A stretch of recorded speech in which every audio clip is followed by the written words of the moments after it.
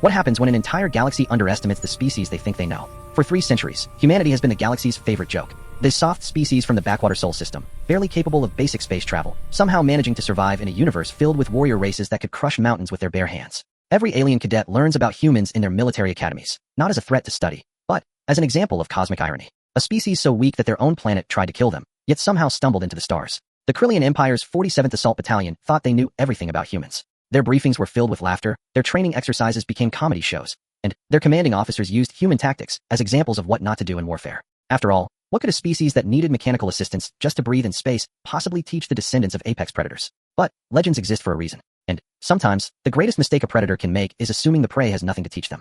When the 47th Battalion encounters their first human military unit in the contested Epsilon sector, they expect a quick victory, maybe some entertaining resistance before the inevitable surrender. What they discover instead will shake the foundations of everything they believed about warfare, survival, and the thin line between civilization and the beast that lurks in every sentient heart. Because humans didn't survive their homeworld by being weak. They survived by being the most terrifying thing their planet had ever created. And now, 300 light years from Earth, the galaxy is about to remember why even legends should be feared. The laughter is about to stop. The recreation deck of the Krillian warship Savage's Pride erupted in laughter as Corporal Zekmoth finished his impression of a human soldier. The young Krillian had stuffed padding under his armor to mimic the soft, rounded form of the mammals, and was stumbling around the deck, making what he thought were human noises. "Look at me," Zekmoth squeaked in a high-pitched voice. "I need a machine just to help me breathe. Oh no, the air is too thin.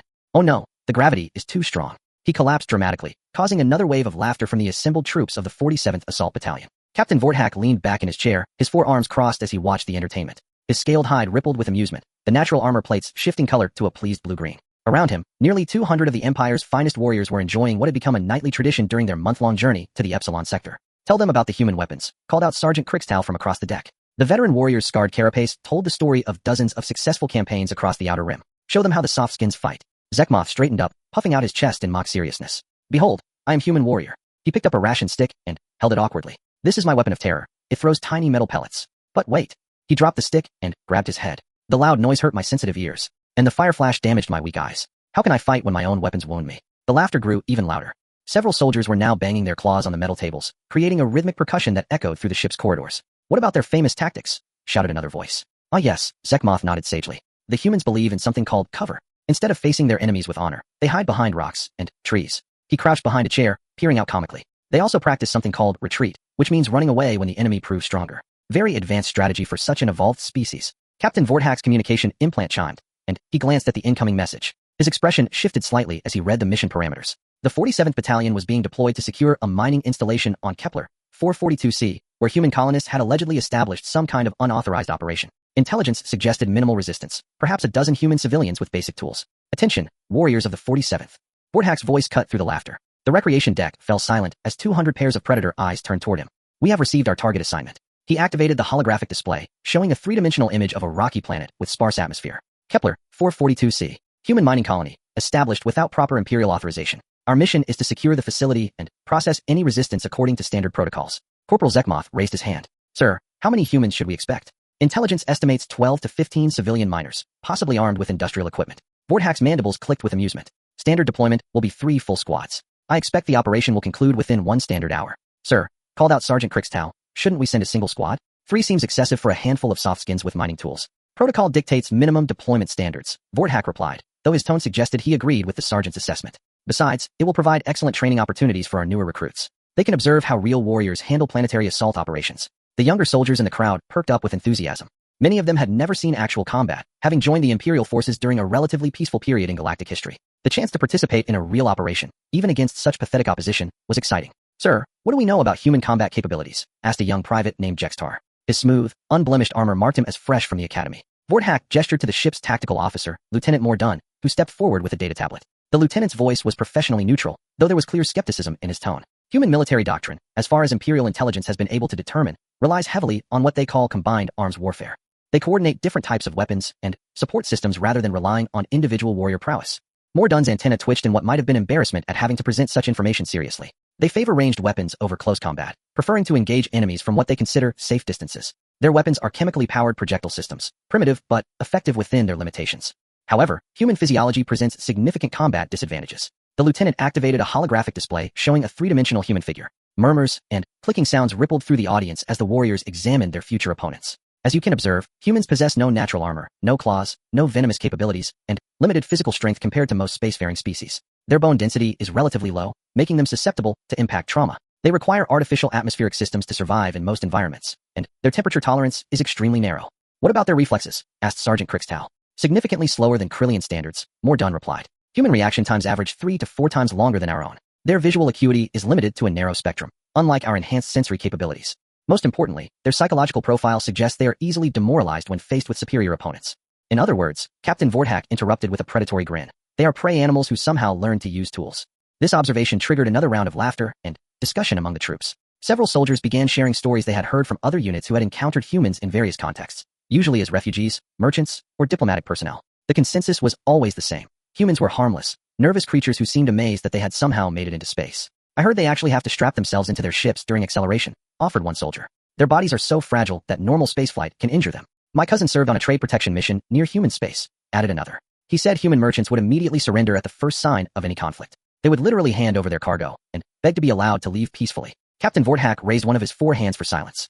While the humans may provide minimal challenge, we will not underestimate any opponent. The Empire's reputation for military excellence was not built on complacency. His words carried the appropriate tone of military discipline, but his expression suggested he was merely following required protocols. Every soldier in the room understood that this mission was essentially a training exercise with live targets. Squad leaders will review atmospheric and gravitational conditions for Kepler 442c. The planet has Earth-normal gravity, which means it will feel unusually light for Krillian physiology. Atmosphere is thin but breathable with standard filters. Temperature ranges are within acceptable parameters. Environmental advantages favor us completely, added Lieutenant Mordun. Our natural adaptations to high gravity, low oxygen environments mean we will be operating at peak efficiency, while any humans present will be working within their minimal tolerance ranges. The briefing continued with technical details about landing zones, communication protocols, and extraction procedures. But the underlying assumption permeated every aspect of the planning. They were preparing to overwhelm a handful of soft, frightened civilians who would likely surrender the moment Krillian warriors appeared. As the formal briefing concluded and soldiers began dispersing to their quarters, small groups continued discussing the upcoming operation. The conversation inevitably returned to human weaknesses and the various amusing stories that had circulated throughout the Imperial military. My instructor at the academy told us about a human transport that was disabled by a single warning shot, laughed Private Jextar as he walked with several other young soldiers. The crew immediately broadcast surrender signals and requested permission to abandon ship. They were so terrified they didn't even wait to find out what the attackers wanted. I wonder if they'll try to fight, mused another private. It might be interesting to see their primitive weapons in action. Fighting would require courage, replied Corporal Zekmoth. From everything I've heard, humans lack the psychological capacity for real combat. They might point their little projectile weapons at us, but they'll probably drop them and run the moment we roar at them. The group dissolved into laughter again, imagining the scene of terrified humans fleeing from Krillian battle cries. In the privacy of his quarters, Captain Vortak reviewed the mission files one final time. His expression was professionally serious, but internally he felt a mixture of boredom and slight disappointment. After years of commanding elite assault troops, being assigned to chase away a few illegal miners felt like an insult to his unit's capabilities. The 47th Battalion had earned its reputation fighting the crystalline Veltar in the brutal campaigns of the Shattered Nebula. They had broken fortress worlds that had resisted siege for decades. They had faced enemies who could literally eat metal and others who could manipulate gravity itself. Now they were being sent to intimidate a dozen mammals with mining equipment. Still, orders were orders, and perhaps the experience would provide valuable training opportunities for the younger soldiers. Many of them had never even seen combat, let alone participated in planetary operations. Even a simple mission like this could teach important lessons about coordination, communication, and proper assault protocols. Vortak sealed his orders and prepared for rest. In 18 hours, the 47th Battalion would reach Kepler 442c. In 20 hours, they would complete their first encounter with human military resistance. He had no way of knowing that in those 20 hours, everything he believed about warfare, about humans, and about the nature of predators and prey would be shattered forever. The laughter would stop very soon. The assault shuttles descended through Kepler 442c's thin atmosphere like falling daggers, their hulls gleaming in the pale light of the system's distant star. Captain Vortak stood in the command shuttle's viewing port, watching the mining installation grow larger as they approached the landing zone. From above, the human facility looked exactly as pathetic as intelligence had suggested. A cluster of prefabricated buildings surrounding a large excavation site, with what appeared to be basic defensive barriers, probably erected to keep out local wildlife rather than repel military attacks. A few vehicles were visible near the main structures, but they looked like civilian transport craft rather than military hardware. 2 minutes to touchdown, announced the shuttle pilot. Scanners show minimal energy signatures. No defensive installations detected. No aircraft in the vicinity. Any signs of human activity? Vortak asked. Negative, sir. The facility appears to be abandoned. They may have detected our approach and evacuated. Vortak nodded, unsurprised. This was exactly what human behavior patterns suggested they would do, flee rather than face superior opponents. The mission would probably conclude with a simple inspection of empty buildings and a report that the illegal miners had already departed. All squads, prepare for immediate deployment, he commanded through the communication system. Theta Squad will secure the perimeter. Gamma Squad will search the main structures. Beta Squad will investigate the mining operations. standard sweep, and clear protocols. The shuttles touched down on the rocky surface with barely a vibration, their advanced stabilization systems compensating for the uneven terrain. Deployment ramps lowered with mechanical precision, and, within seconds, 60 Krillian warriors were spreading across the mining site, in perfect formation. Sergeant Krixtal led Theta Squad in a wide circle around the facility, his enhanced vision scanning for any signs of movement or concealment. The gravity felt absurdly light after the high-gravity environment of their home world, making each step feel like a gentle bounce. His soldiers moved with the fluid grace of apex predators, weapons ready, but not particularly alert. Perimeter sweep commencing, he reported. No contacts detected. Area appears to be. A small metallic object rolled out from behind one of the storage buildings. Krixtal's combat instincts reacted instantly, diving to one side as he recognized the spherical shape of an explosive device. His warning shout was lost in the tremendous blast that erupted across the landing zone, sending rocky debris and dust flying in all directions. The explosion was followed immediately by a sound that none of the Krillian warriors had ever heard before, a rapid, staccato chattering noise like hail striking metal, but far more violent and sustained. The air around them began to buzz and snap with invisible projectiles. Contact! Contact! Krixtal's voice crackled over the communication system. We are taking fire from multiple directions. Captain Vorthak felt his first moment of genuine surprise as he watched his soldiers diving for cover behind rocks and equipment. The humans hadn't fled. They were fighting. Gamma Squad, report. Sir, we have hostiles concealed throughout the facility. Corporal Zekmoth's voice was pitched higher than normal. They're using some kind of rapid-fire projectile weapons. Extremely high rate of fire. Where are they positioned? Everywhere. The buildings, the excavation site, those piles of mining equipment. They've got the entire area covered. Vorthak quickly reassessed the situation. Instead of a handful of panicked civilians with mining tools, his forces were apparently facing organized resistance with actual military weapons. Still, humans were humans. Their psychological profiles indicated they would break under sustained pressure. All squads, advance and suppress. Beta Squad, flank left and eliminate hostile positions. Show them what real warriors look like. Beta Squad, led by Lieutenant Mordun, began moving toward what appeared to be the main concentration of enemy fire. The humans' weapons were certainly making impressive noise, but Krillian armor was designed to withstand far more serious threats than primitive projectiles. Mordun was halfway across the open ground when something struck his chest armor with tremendous force, spinning him around and dropping him to the ground. He looked down in shock at a hole in his supposedly impenetrable chest plate, a hole that went completely through the advanced composite material and was surrounded by a spiderweb of cracks. Sir, one of his soldiers shouted. Lieutenant Mordun is down. His armor failed. Impossible, Vorthak muttered. Human projectile weapons weren't supposed to be capable of penetrating Krillian battle armor. The intelligence reports had been very specific about their limited capabilities. All units, maintain cover and assess enemy weapons' effectiveness, he commanded. Do not advance until we understand what we're dealing with. The chattering sound of human weapons continued, interspersed with the deeper, sharper cracks of what sounded like more powerful individual shots. Krillian soldiers who had been casually advancing moments before were now pressed against whatever cover they could find, trying to locate their nearly invisible opponents. Private Jextar, crouched behind a storage container, was discovering that his academy training had not prepared him for this experience. The humans weren't supposed to fight back. They certainly weren't supposed to have weapons that could pierce Imperial armor. And they definitely weren't supposed to be this difficult to locate. Where are they? He called to Corporal Zekmoth, who was pressed against the same container. I don't know. Every time I try to get a visual on muzzle flashes, the firing position goes silent, and new ones open up somewhere else. They're coordinating somehow. Sir, came a new voice over the communication system. It was Private Hektar from Beta Squad, and his tone was strained. I have eyes on one of the hostiles. Report, Captain Vorthak demanded. It's a human, sir. But, not what we expected. It's covered in some kind of camouflage material that makes it almost invisible against the background. And sir, Hektar's voice trailed off uncertainly. What? It's not acting like the intelligence reports said humans would act. It's not panicking or fleeing. It's moving through cover like a predator. Methodical. Patient. It hasn't even noticed me watching it, but it's positioning itself to get a clear shot at Theta Squad. Vorthak felt a chill that had nothing to do with the planet's atmospheric conditions. Neutralize the target. Yes, sir. The distinctive whine of a Krillian plasma weapon echoed across the mining site, followed by what sounded like an impact against stone. Then, Hektar's voice came back, confused and frightened. Sir, I missed. The target moved just before I fired. It's like it knew I was about to shoot. And, sir, it looked directly at me afterward. It's moving toward my position. Fall back to defensive positions, Vorthak ordered. All squads, establish defensive perimeter and call for backup from the ship. As his soldiers began attempting to withdraw to more defensible positions, Vorthak tried to process what was happening. The humans weren't behaving according to any of the psychological profiles in their intelligence files. They weren't panicking, they weren't surrendering, and they certainly weren't fleeing from superior opponents. Instead, they appeared to be conducting a coordinated defense using advanced camouflage, superior knowledge of the terrain, and weapons that were proving far more effective than anyone had anticipated. The chattering sound of human weapons intensified as his warriors tried to move. Every time a Krillian soldier exposed himself, multiple firing positions would open up simultaneously, forcing them back into cover. It was becoming clear that the humans had prepared for this confrontation and had chosen their positions carefully. Gamma Squad, status report. Sir, we're pinned down near the main building. Every approach is covered by overlapping fields of fire. Request support. Beta Squad, can you flank around to support Gamma? Negative, sir. We're taking heavy fire from concealed positions in the excavation site. Every time we try to move, they anticipate our route and shift fire to intercept us.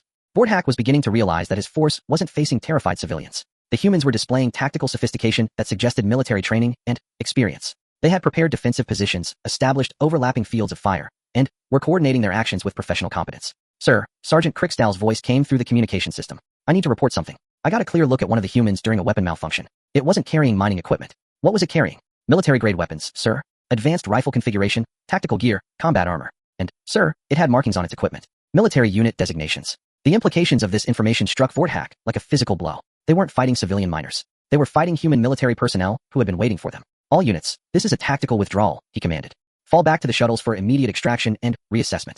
But, as his soldiers began their retreat, they discovered that the humans had anticipated this move as well. The route back to the landing zone was now covered by new firing positions that hadn't been active during their advance. The humans had been allowing them to move deeper into the facility before revealing the full extent of their preparations. Sir, came Private Jekstar's voice, tight with fear. The shuttles. They're targeting our shuttles. Vorthak looked toward the landing zone, and saw his worst fears confirmed. The 3 assault shuttles were taking direct fire from multiple positions, and, while their armor was holding, the sustained barrage was clearly designed to prevent takeoff rather than destroy the craft immediately. The humans weren't just fighting back. They were trying to trap the entire Krillian force on the planet's surface. For the first time in his military career, Captain Vorthak was faced with the possibility that his elite assault battalion might be outmatched by an enemy they had expected to defeat within an hour.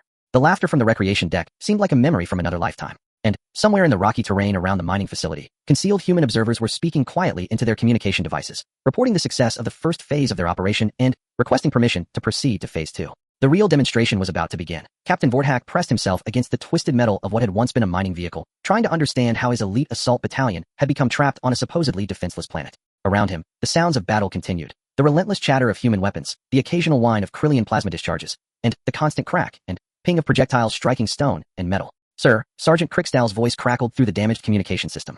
I've managed to establish contact with the ship. Commander Thekvar is requesting a situation report. Vorthak almost laughed at the absurdity of trying to explain their circumstances. How could he possibly describe this to his superior officer? How could he explain that everything the Empire knew about human combat capabilities was apparently wrong? Tell the commander that we have encountered organized military resistance. Human forces are dug in with advanced weapons and tactical coordination. We need immediate orbital support. Sir, what about the mining installation? There is no mining installation, Vorthak replied grimly. This entire facility is a military position. We've been lured into a trap. As if to emphasize his point, a new sound echoed across the rocky terrain. A deep, resonant tone that seemed to come from everywhere at once. It wasn't mechanical. It sounded almost like a voice, but unlike any vocalization Krillian physiology could produce. What was that? Private Jekstar asked, his young voice tight with fear. Before anyone could answer, the human weapon's fire suddenly ceased. The silence was somehow more unsettling than the constant barrage had been. 60 Krillian warriors crouched in their improvised cover, waiting for whatever would come next. Then, they heard footsteps. Not the heavy, armored tread of Krillian soldiers, but lighter, more measured sounds that seemed to come from multiple directions simultaneously. The humans were moving, but their approach was controlled and deliberate rather than rushed. Movement to the east, reported Corporal Zekmoth. I can see figures approaching, but they're not taking cover. They're walking toward us in the open. How many? I count 12, maybe 15. Sir, they're not even trying to hide anymore. Vorthak risked a look around the edge of his cover. What he saw made no sense according to everything he knew about human psychology and combat behavior. A group of humans was indeed approaching across the open ground, moving with unhurried confidence. They carried their weapons casually, but ready, and their formation suggested professional military training. But what struck him most powerfully was their demeanor. These humans weren't acting like prey animals backed into a corner. They weren't showing signs of the fear and desperation that should characterize any species facing superior opponents. Instead, they moved like predators. All squads, prepare to engage, Vorthak commanded. Target the approaching hostiles. Sir, interrupted a new voice, Private Hektar from Beta Squad. There are more of them, coming from all directions. They have us completely surrounded. The deep, resonant sound came again, and this time Vorthak realized it was indeed a voice, a human voice calling out in heavily accented galactic standard. Krillian warriors. I am Colonel Marcus Chun, commanding officer of the 3rd Human Expeditionary Force. I am requesting a temporary ceasefire to discuss terms. Vorthak felt his mandibles click in confusion. Human military doctrine, according to Imperial intelligence, emphasized immediate surrender when faced with superior forces. The concept of a human commander requesting to discuss terms made no sense. This is Captain Vorthak of the 47th Assault Battalion, he replied, using his suit's external speakers. You are in violation of Imperial territorial claims. Surrender immediately, and you will be processed according to standard protocols. The human laughter that answered him was unlike anything in the psychological profiles. It wasn't the nervous, fearful giggling that humans supposedly used to defuse tension. It was the laughter of someone who found genuine amusement in an opponent's ignorance. Captain, I appreciate your position, but I'm afraid you misunderstand the current situation. You and your soldiers are trapped on a planet that we control, surrounded by forces you cannot defeat, with your extraction craft disabled, and no possibility of orbital support. Orbital support is en route, Vorthak replied, though he wasn't certain this was true. No, it isn't. The human's voice carried absolute confidence. Your ship, the Savage's Pride, suffered a critical engine malfunction approximately 20 minutes ago. It is currently drifting powerless in high orbit. My colleagues are preparing to board it shortly. The word struck Vorthak like a plasma blast. The humans had somehow disabled his ship? That was impossible. The Savage's Pride was a state-of-the-art Imperial warship with the finest defensive systems and the most experienced crew in the sector. You're lying, he said. But, even as he spoke, he was trying to raise the ship on his communication system. The silence that answered his calls was more terrifying than any weapon. I understand your confusion, Captain.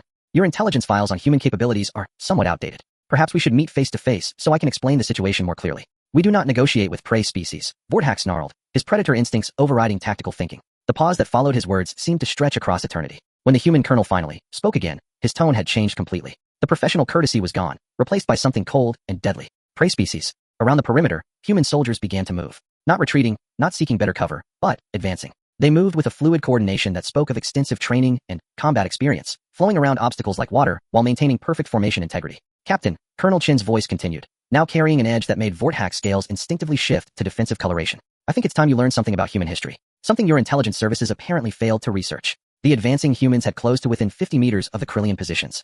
At this range, their weapons would be devastatingly effective, but they weren't raising them to fire. Instead, they were simply walking forward with the absolute confidence of apex predators approaching cornered prey. Humans didn't evolve on a garden world, Captain. We evolved on a planet that tried to kill us every day for millions of years. We survived ice ages that lasted for millennia. We survived volcanic eruptions that blocked out our sun. We survived predators that were faster, stronger, and better armed than we were. We survived by becoming the most dangerous thing our planet had ever produced. As if summoned by his words, more humans appeared from concealed positions throughout the mining facility. They emerged from camouflaged bunkers, from beneath equipment covers, from hiding places that had been invisible even when Krillian soldiers had passed within meters of them. There weren't 12 humans. There weren't 15. There were more than 200. My species didn't reach the stars by being weak, Captain. We reached them by being willing to do whatever was necessary to survive.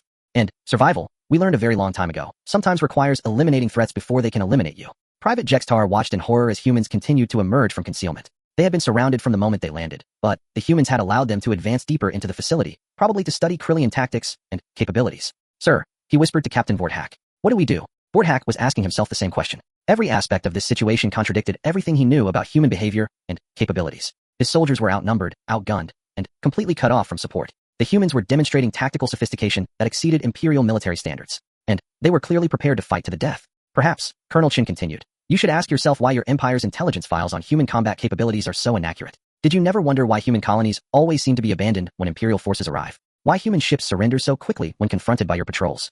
The implication struck Vorthak like a physical blow. The Krillian Empire's superiority over humans wasn't based on actual military encounters. It was based on carefully orchestrated encounters with humans who had chosen to appear weak and defenseless. We let you think we were prey, Captain. We let you believe your own propaganda about human weakness because it served our purposes. Every victory your empire has achieved against human forces has been a performance designed to maintain that illusion. But you attacked a real military installation. You brought real warriors to fight real soldiers. And now you're going to learn what humans are actually capable of when we stop pretending to be harmless. Colonel Chin stepped into view from behind a storage building, and Vorthak got his first clear look at a human military commander. The figure was smaller than any Krillian warrior, as expected, but there was nothing weak or frightened about his posture or bearing. He moved with the fluid confidence of a professional killer, and his eyes held the cold intelligence of a predator studying its prey. I'm going to make you an offer, Captain. One chance for you and your soldiers to survive this encounter. You will surrender your weapons and equipment. You will submit to interrogation regarding Imperial military capabilities and territorial claims. And you will carry a message back to your commanders. And if we refuse? Vorthak asked, though he already suspected the answer. Colonel Chin's smile was the most terrifying thing Vorthak had ever seen. It was the expression of a creature that had spent millions of years perfecting the art of killing more dangerous opponents than itself. Then, we demonstrate why the galaxy's most successful predator species evolved on Earth, not on the Krillian homeworld.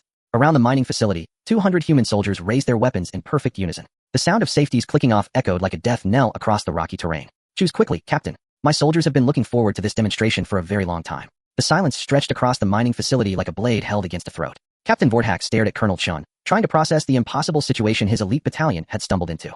Around him, 60 of the Empire's finest warriors crouched in whatever cover they could find, while 200 human soldiers maintained perfect firing positions with their weapons trained on Krillian positions. Sir, Sergeant Crickstall's voice came through the communication system, barely above a whisper. Your orders? Vorthak looked around at his soldiers. Private Jextar was pressed against a metal container, his hands shaking as he gripped his plasma rifle. Corporal Zekmoth had blood running down his scaled face, where shrapnel from the earlier explosion had found gaps in his armor. Lieutenant Mordun was still down, his chest armor breached by human projectiles that shouldn't have been capable of such penetration. These were soldiers who had trained their entire lives for combat. They had defeated crystalline warriors who could manipulate matter with their thoughts. They had broken fortress worlds that had resisted Imperial forces for decades. But they had never faced an enemy that had spent thousands of years learning to kill creatures more dangerous than themselves. We surrender, Vorthak said, the words tasting like acid in his mouth.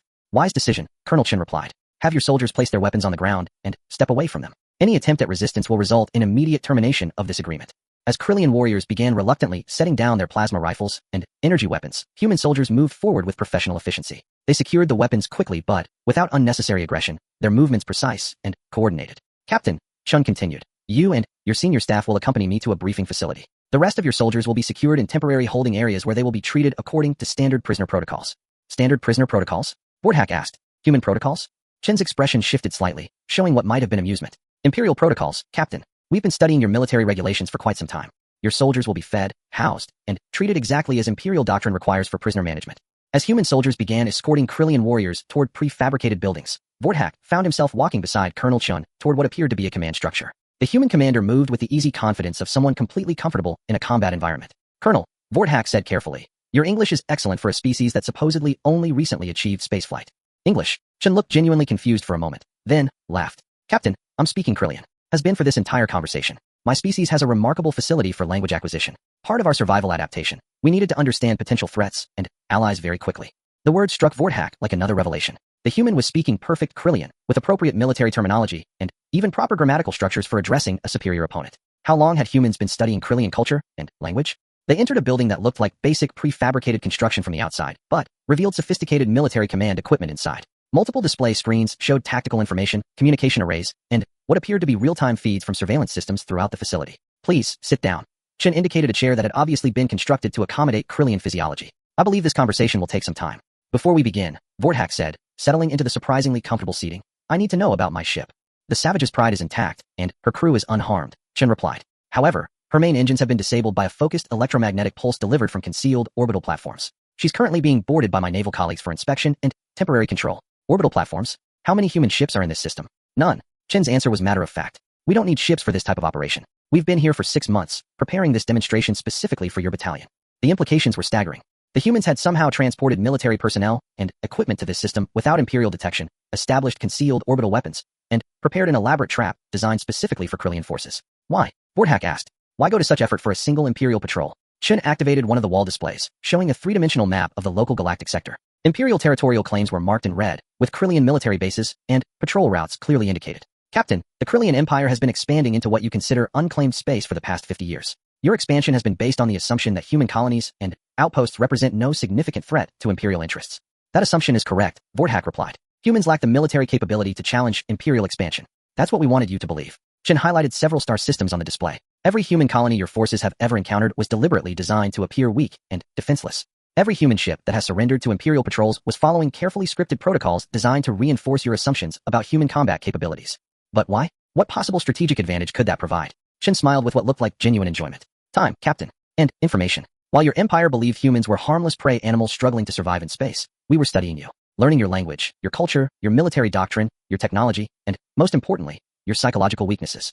The wall display shifted to show detailed technical specifications of Krillian military equipment, plasma weapons, armor systems, spacecraft designs, and tactical deployment patterns. We know how your weapons work because we've been secretly examining every piece of equipment your forces have left behind in abandoned human settlements. We know your tactical doctrine because we've been observing your operations for decades. We know your psychological profiles because we've been interacting with your soldiers and officers in controlled environments.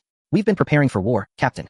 A war that your empire doesn't even know has already begun. Vordhak felt his scales shifting to stress patterns as the full scope of human deception became clear. You're saying that every Imperial encounter with humans has been staged? Not every encounter. Some human civilians genuinely are as helpless as your intelligence files suggest. But every military encounter, every strategic assessment, every tactical evaluation your empire has made regarding human capabilities has been based on deliberately false information. Chen activated another display, showing what appeared to be surveillance footage of Imperial military installations. We know the location of every Imperial base within 200 light-years of human space. We know your patrol schedules, your supply routes, your communication protocols, and your command structure. We've been watching you for decades while you ignored us as irrelevant. And now we're ready to stop pretending. The footage shifted to show images of what were clearly human military installations, not the primitive outposts that Imperial intelligence had cataloged, but sophisticated military bases with advanced defensive systems and massive industrial capabilities. The 3rd Human Expeditionary Force alone numbers over 50,000 combat personnel, equipped with weapons specifically designed to counter Imperial armor and shield systems. We have 17 more expeditionary forces currently deployed in strategic positions throughout this sector. Vordhak's mind struggled with the numbers. That's nearly 1 million human soldiers. That's one operational theater, Captain. We've been building military forces for the better part of a century while your empire dismissed us as a minor irritation. Human industrial capacity, properly motivated, is quite remarkable. Chen gestured to another display showing technical specifications of human weapon systems. Your armor, for example, is designed to defeat energy weapons and conventional projectiles. It performs very poorly against hypervelocity kinetic penetrators delivered by chemically accelerated projectile systems. Weapons your intelligence service is classified as primitive and ineffective. Your plasma weapons are devastatingly effective against most known armor systems, but they suffer from significant limitations in atmospheric environments with high particulate content, like the dust clouds we can generate using simple mining explosives. Your tactical doctrine emphasizes individual warrior prowess and frontal assault techniques, which work very well against enemies who fight by similar rules. They are much less effective against opponents who specialize in asymmetric warfare, misdirection, and coordinated fire from concealed positions. Vorthak was beginning to understand the depth of the trap his empire had walked into. How long have you been planning this war? Since the first Imperial survey ship entered human space 73 years ago, Chen replied. We realized immediately that peaceful coexistence was impossible. Your empire views all other species as either useful vassals or obstacles to be eliminated. We chose to appear harmless while preparing for the inevitable conflict. But why reveal yourselves now? Why not continue the deception? Chen's expression grew serious. Because Imperial expansion has reached the point where continued concealment is impossible. Your empire is beginning to establish permanent installations in star systems we consider vital to human security. We can't allow that to continue. This demonstration was designed to send a message to Imperial Command. Humanity is no longer hiding. We are no longer pretending to be weak. And we are no longer tolerating Imperial expansion into human space. The wall display shifted one final time, showing a detailed map of the galactic sector with new boundaries marked in blue. These are human territorial claims, Captain. Every star system within these boundaries is under human protection. Any Imperial forces that enter this space will be met with the same level of resistance you experience today. Your commanders have a choice. They can accept these boundaries and negotiate a formal treaty establishing spheres of influence, or they can attempt to maintain Imperial expansion and face full-scale military resistance. Vorthak stared at the display, trying to comprehend what he was seeing. The human territorial claims encompassed nearly a quarter of the space the Empire considered its expansion zone. The Empire will never accept such terms, he said. Imperial doctrine does not recognize the territorial rights of prey species. Chen's smile returned, cold and predatory. Captain, I think you're still misunderstanding the situation. Humans are not a prey species. We are the apex predators of our home planet. We survived for millions of years by hunting creatures bigger, faster, and stronger than ourselves. We are very, very good at killing things that underestimate us. The demonstration was over. The education had been delivered. Now it was time to send the messenger home. The recreation deck of the Savage's Pride was utterly silent as Captain Vorthak finished his report to the assembled officers of the Imperial Fleet Command. The holographic display showed the tactical analysis of the human demonstration, complete with recordings of human weapons effectiveness, troop movements, and technological capabilities that contradicted every assumption the Empire had made about human military potential. Admiral Kethmore's four arms were rigidly crossed, his scaled hide displaying the deep red patterns that indicated extreme agitation. Around the conference table, 12 of the Empire's most senior military commanders struggled to process what they had just heard. Let me ensure I understand this correctly, Captain, the Admiral said, his voice carefully controlled. You are telling us that a single human military unit, numbering approximately 200 soldiers, defeated your entire assault battalion without suffering a single casualty. That is correct, sir. And that human forces have been deliberately concealing their true capabilities for over 70 years while studying Imperial military doctrine and technology? Yes, sir. And that they currently have nearly 1 million trained soldiers deployed in strategic positions throughout the sector, equipped with weapons specifically designed to counter Imperial defenses? Vorthak nodded, though each confirmation felt like admitting personal failure. Colonel Chun was very thorough in his briefing, sir. The humans have been preparing for large-scale military conflict while maintaining the appearance of harmless civilians. Admiral Kethmore's expression shifted to something approaching disbelief. Captain, are you seriously suggesting that the galaxy's weakest spacefaring species has somehow developed military capabilities that exceed Imperial standards? Sir, with respect, they are not the galaxy's weakest spacefaring species. That assessment was based on deliberately false information provided by human intelligence operations. The silence that followed this statement was broken by harsh laughter from General Vextau, the Empire's senior ground forces commander. Captain, do you realize how absurd this sounds? You're claiming that mammals barely capable of surviving in space have somehow orchestrated a decades-long deception operation against the Empire's intelligence services. Sir, I've brought recorded evidence of their capabilities. Recorded evidence can be fabricated, General Vextau replied dismissively. What seems more likely? That humans have secretly developed advanced military technology and deployed nearly 1 million soldiers without Imperial detection, or that your battalion encountered a few well-armed insurgents and allowed fear to overcome tactical judgment? Captain Vorthak felt his mandibles click in frustration. He had expected skepticism, but he hadn't anticipated complete denial of evidence. Sir, human soldiers disabled the Savage's Pride using concealed orbital weapons. They demonstrated weapons technology that penetrated Imperial armor. They showed detailed knowledge of Imperial military doctrine and tactical procedures. Impossible, Admiral Kethmore stated flatly. Our intelligence assessment of human capabilities is based on 7 decades of direct observation and interaction. Humans are physically weak, technologically primitive, and psychologically unsuited for military conflict. A few lucky shots and some stolen equipment do not constitute a credible military threat. Sir, interrupted Commander Yeldash of Intelligence Operations, perhaps we should consider the possibility that human capabilities have been underestimated. Commander, the Admiral's tone carried a warning edge. Are you suggesting that Imperial intelligence has been systematically deceived for 70 years by a species that requires artificial assistance to survive in normal spaceflight conditions? I'm suggesting that we should investigate Captain Vorthak's report before dismissing it entirely. Admiral Kethmore activated the holographic display, showing strategic maps of the sector. Very well. Captain, show us these supposed human territorial claims. Vorthak uploaded the data Colonel Chun had provided, and the display updated to show the boundaries human forces had declared. The reaction around the conference table was immediate and explosive. They claimed sovereignty over the Kepler cluster. General Vextal's voice rose to a near roar. That's 12-star systems with confirmed rare mineral deposits. And the Epsilon trade route, added Admiral Tekvar of the Fleet Supply Command. That route carries 30% of our industrial raw materials. Sir, Vorthak said quietly. Colonel Chun was very specific about Imperial options. Accept the territorial boundaries and negotiate a formal treaty or face military resistance throughout the claimed region. Military resistance? Admiral Kethmore's scales had shifted to the deep red-black of combat fury. Captain, even if we accept your assessment of human capabilities, which I do not, you're talking about a species with no significant industrial base, no established military infrastructure, and no alliance relationships with other powers. They cannot seriously threaten Imperial expansion. Sir, they demonstrated detailed knowledge of Imperial base locations, patrol schedules, and supply routes. They have been observing our operations for decades while we ignored their activities as irrelevant. Enough. The Admiral's voice cut through the discussion like a blade. This conversation has become absurd. We are discussing military strategy based on the assumption that a prey species has somehow developed the capability to threaten the Empire's expansion plans. He gestured to the tactical displays around the conference room. The Krillian Empire commands the most advanced military technology in known space. We have defeated crystalline warriors, energy-based entities, and metal-consuming hive minds. We are not going to be deterred by mammals with chemical-powered projectile weapons. General Vextal activated his personal display, showing Imperial force deployments in the sector. Admiral, I recommend immediate military response to these human territorial claims. Deploy the 15th Fleet with full ground force support, and eliminate any human installations in the disputed systems. Sir, Vorthak interrupted. Colonel Chin specifically warned that any Imperial forces entering their claimed territory would face organized military resistance. Based on what I observed, human forces are prepared for large-scale conflict. Captain, Admiral Kethmore's tone had turned icy. You are dismissed. Report to medical for psychological evaluation and, then, to command review for assessment of your performance during this mission. Sir, you need to understand. You are dismissed, Captain. That is an order. As the conference room doors closed behind him, Vorthak found himself in the corridor outside Fleet Command, struggling with the realization that his warnings were being completely ignored. The Empire's leadership was so invested in their assumptions about human weakness that they could not accept evidence to the contrary. He made his way to his quarters, trying to process the implications of what had just occurred. In a few days, Imperial forces would move into human-claimed territory, expecting to face minimal resistance.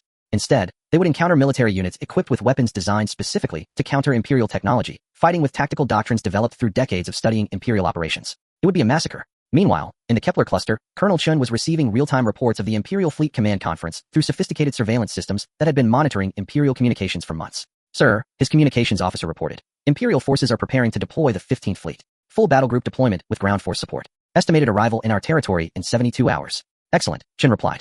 Signal all expeditionary forces. Phase 2 is approved. Full defensive positions, and prepare for Imperial engagement. Around the command center, human officers began implementing plans that had been prepared for decades. Concealed weapon systems came online throughout the disputed territory. Mobile defense units moved to strategic positions, and carefully prepared kill zones were activated around every Imperial approach vector. Sir, asked his tactical officer, what if the Krillians realize their mistake and attempt to withdraw?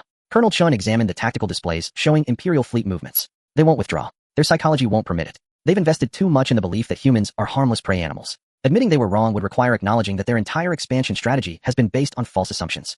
Pride, Lieutenant. It's going to be their downfall. In his quarters aboard the Savage's Pride, Captain Vorthak sat alone, reviewing the recordings of his encounter with human forces. The laughter from his soldiers during their journey to Kepler 442c seemed like an echo from another lifetime. The casual mockery of human weaknesses, the confident predictions of easy victory, the complete dismissal of human capabilities as irrelevant to Imperial planning. Now he knew the truth. Humans had been laughing too, but for entirely different reasons. They had been laughing because they knew exactly how the next encounter would end.